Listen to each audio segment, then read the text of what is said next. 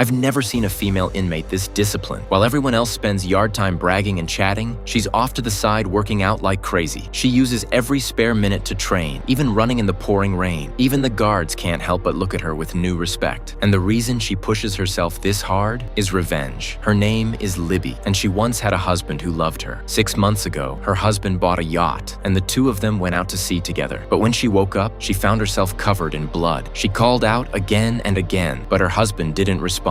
Libby quickly got up to look for him, but all she saw was blood everywhere. He was gone without a trace. There was also a knife lying on the deck. The moment she bent down to pick it up, the Coast Guard arrived. Since it was just her and her husband on the boat, Libby was treated as the killer and taken into custody. She hired a lawyer to defend her, but he revealed that her husband had taken out a large insurance policy, and the police also had a recording of her husband calling for help. Even though he never named the attacker, everything pointed to Libby. Before going to prison, she entrusted her son to her best friend and gave her money to raise him. Not long after, her friend's number became disconnected. It took a lot of effort for Libby to track down a new number. She immediately called to demand an explanation, but her friend tried to brush her off. Libby insisted on speaking to her son, and suddenly, he called out, "Dad!" It turned out her husband wasn't dead at all. When he realized it was Libby on the phone, he hung up immediately. In that instant, everything clicked for her. They had faked his death for the insurance money, taken her only son, and left her to take the fall. From that point on, Libby lived in a daze. An inmate who used to be a lawyer told her something. The law doesn't punish someone twice for the same crime. In other words, even if Libby actually killed her husband later, she couldn't be convicted again. Those words stayed with her. Years later, because of good behavior, Libby was granted parole. Her top priority now was to find out where they were hiding. She went to the school where her friend used to work and asked the principal, but he refused to give her any information. That night, Libby returned to the school, sneaked into the records room, and searched for her friend's file. But just as she got what she needed, a nearby patrol officer spotted her. She bolted out the window. After a tense chase, she was eventually caught. Since she committed another offense while on parole, the sheriff planned to send her back to prison. Libby insisted she was innocent, but the sheriff didn't believe her. Every inmate says the same thing. On the way, he leaned her against the car and went to grab a coffee, forgetting to take the keys.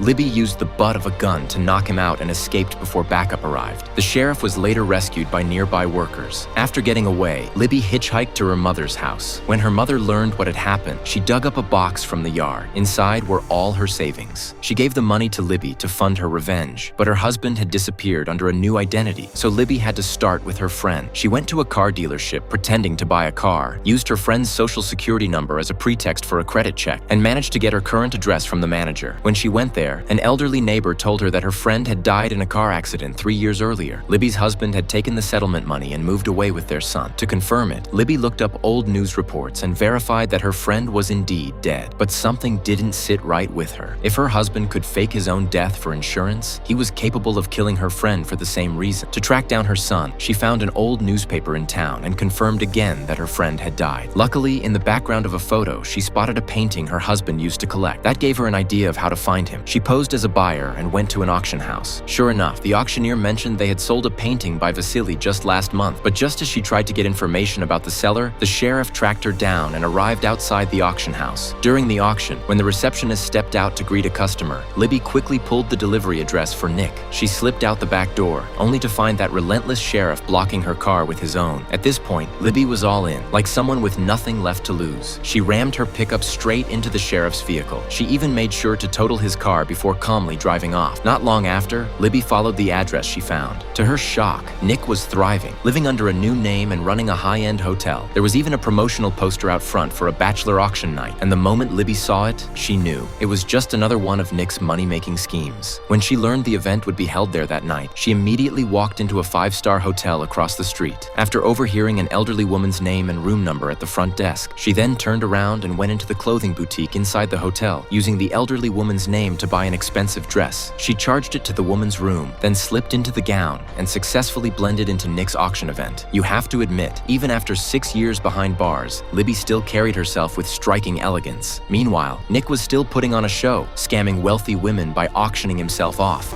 1,000. Thank you. 5,000.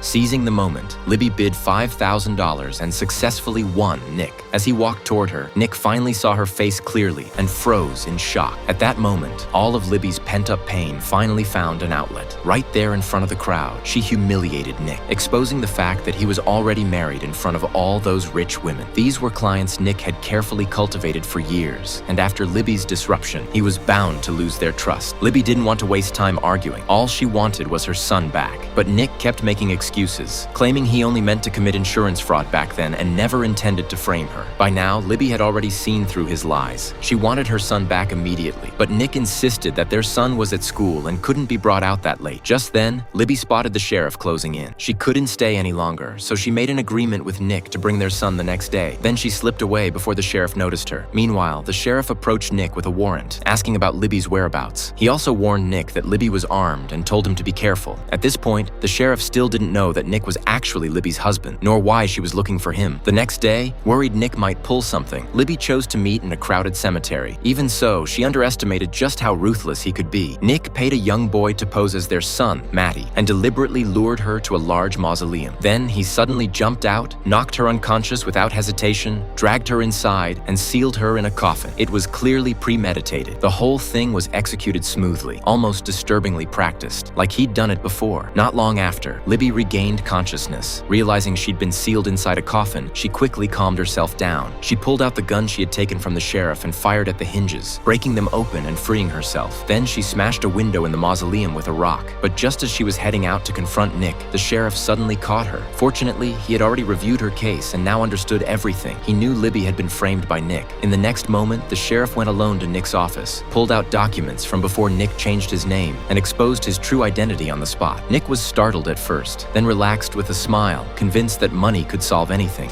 Otherwise, I guess you would have gone straight to the police, so... The question is, what's your price? $1 million. I have $100,000 in the safe here.